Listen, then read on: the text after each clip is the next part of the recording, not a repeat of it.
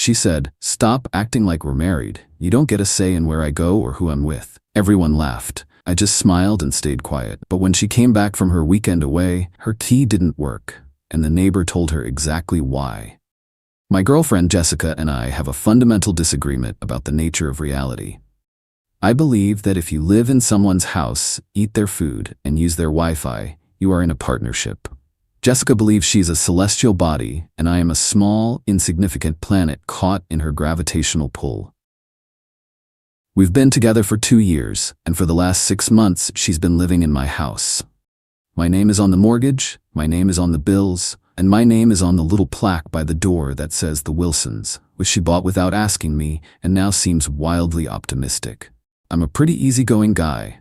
I like my quiet life. I work from home as a graphic designer.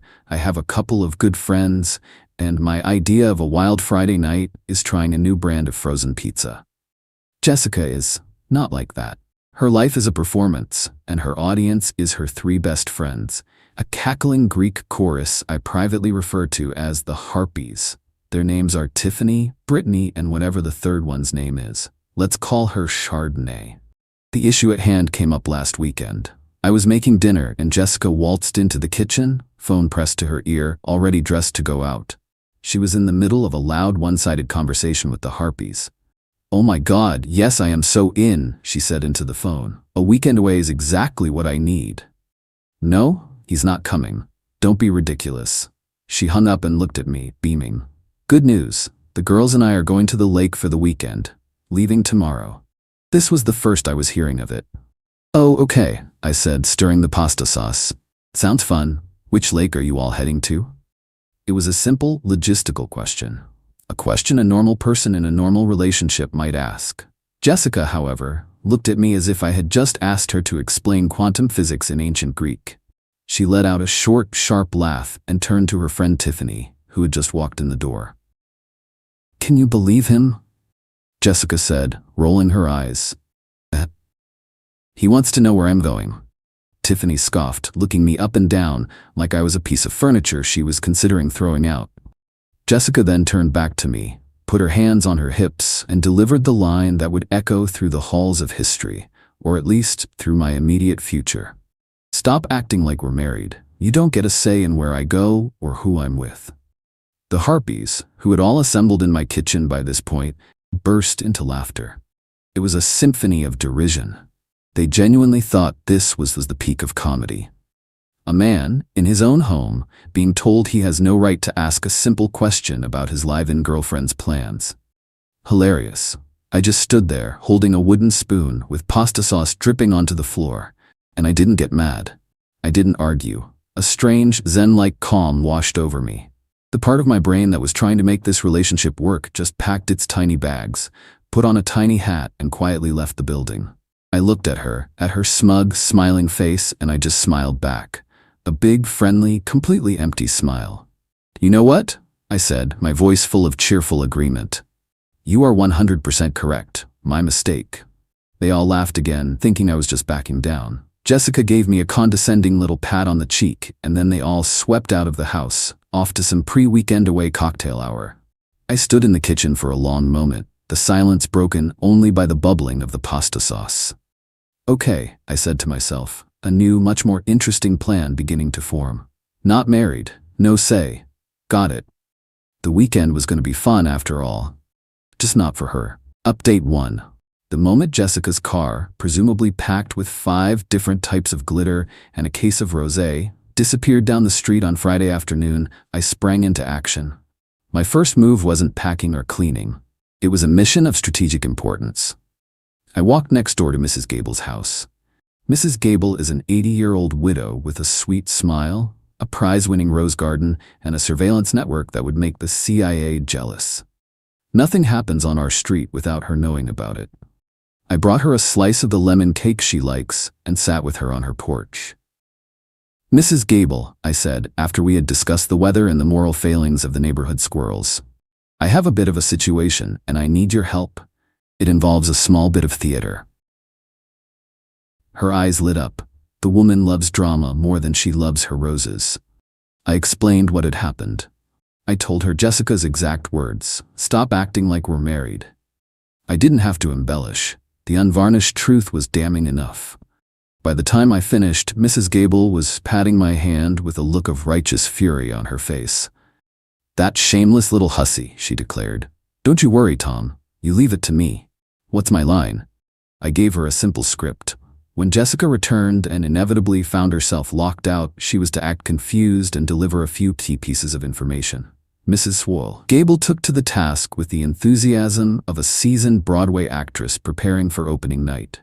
With my accomplice secured, I returned home to begin what I called Operation Bachelor Pad Resurrection. My house, for the last 6 months, had been a sea of beige pillows, pointless little bowls that held nothing, and art that looked like a printer had run out of ink halfway through the job.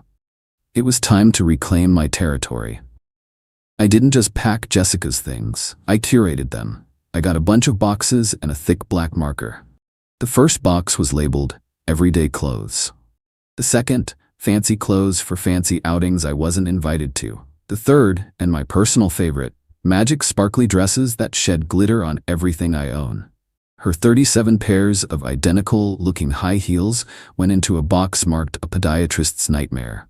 Her mountain of makeup and skincare products was packed into boxes labeled face paint and various scoops. By Saturday morning, every trace of her physical existence was boxed up. I hired a couple of guys from a moving app, and we loaded everything into a 10 by 15-foot storage unit. I paid for 1 month, a generous, non-marital gesture, I thought. With the house cleared of her belongings, the real fun began. I went on a shopping spree. I rolled up the beige rug and replaced it with an AstroTurf rug that looked like a football field. I sold her sterile white couch online and bought a gigantic black leather recliner sofa with approximately 16 cup holders. Her sad, minimalist coffee table was replaced by a vintage pinball machine I found on Craigslist. It didn't work, but it lit up, and that's what mattered. The bedroom was next. I took down the weird macrame thing she had hung over the bed and replaced it with a framed poster of a grizzly bear catching a salmon in its mouth. It felt right. My final, and most brilliant, move happened on Saturday afternoon. I drove to the local animal shelter just to look. An hour later, I came home with a 120-pound St. Bernard puppy named Gus. Gus was not a small dog.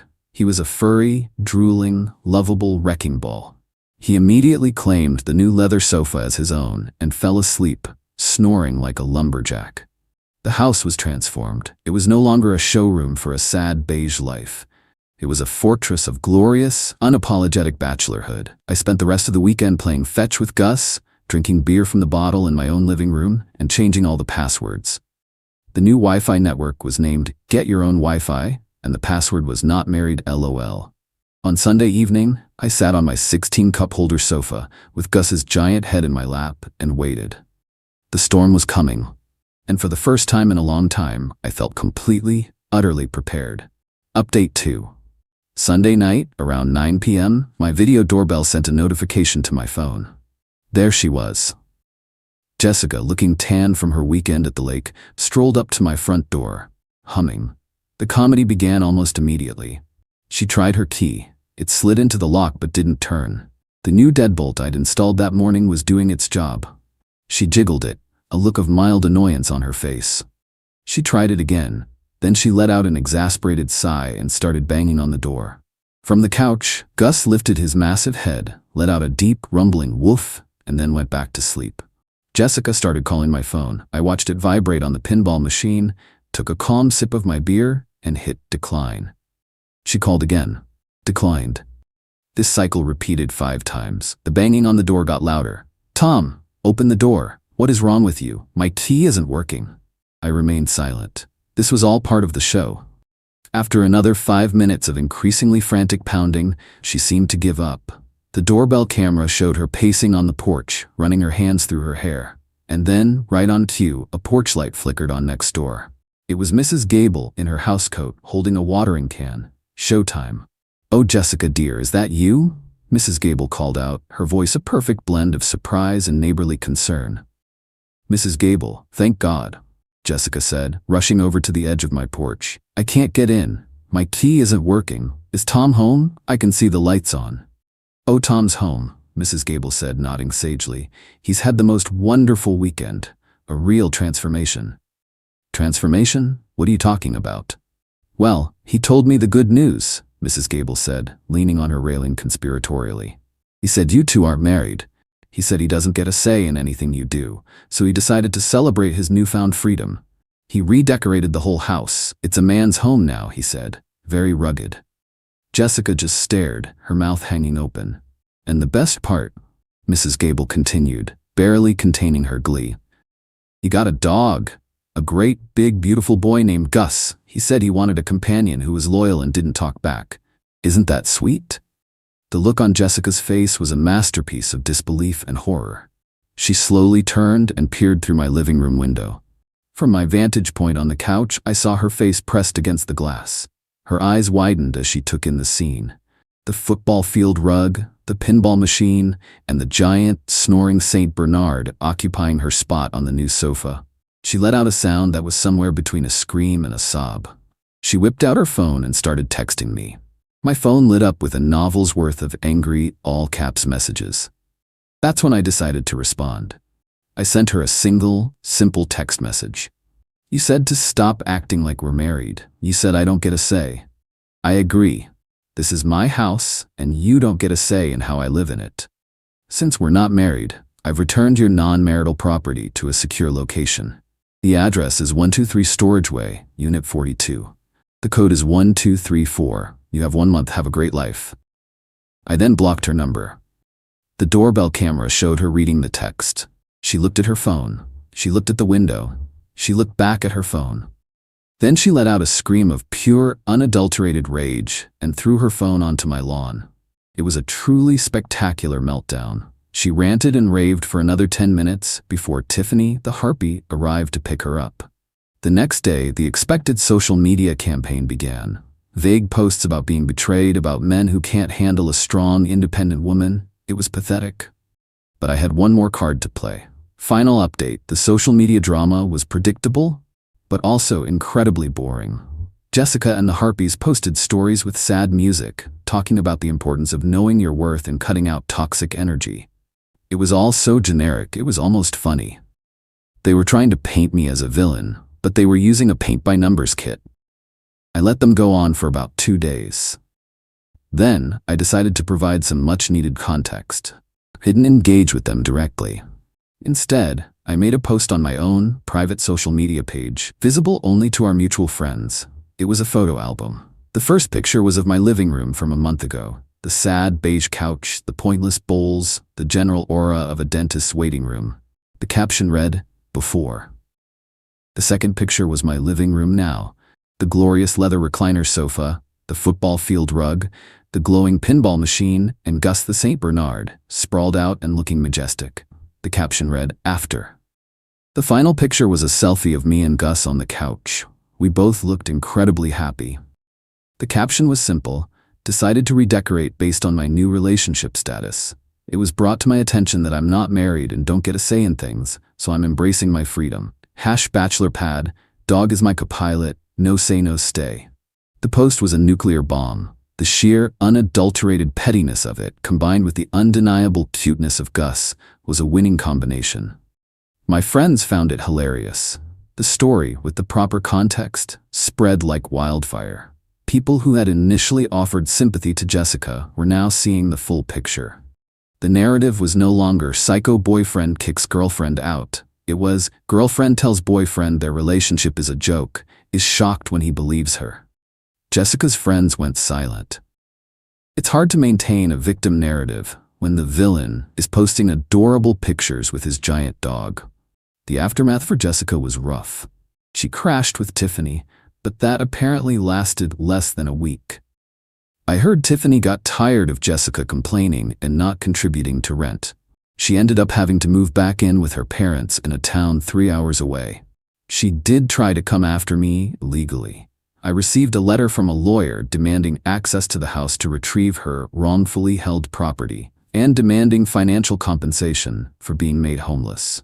My lawyer responded with a copy of my mortgage statement, a copy of the lease, which only had my name on it, and a polite inquiry as to whether Jessica would be paying me back for the 6 months of rent, utilities, and food she had consumed while living in my home as a non-married person with no obligations.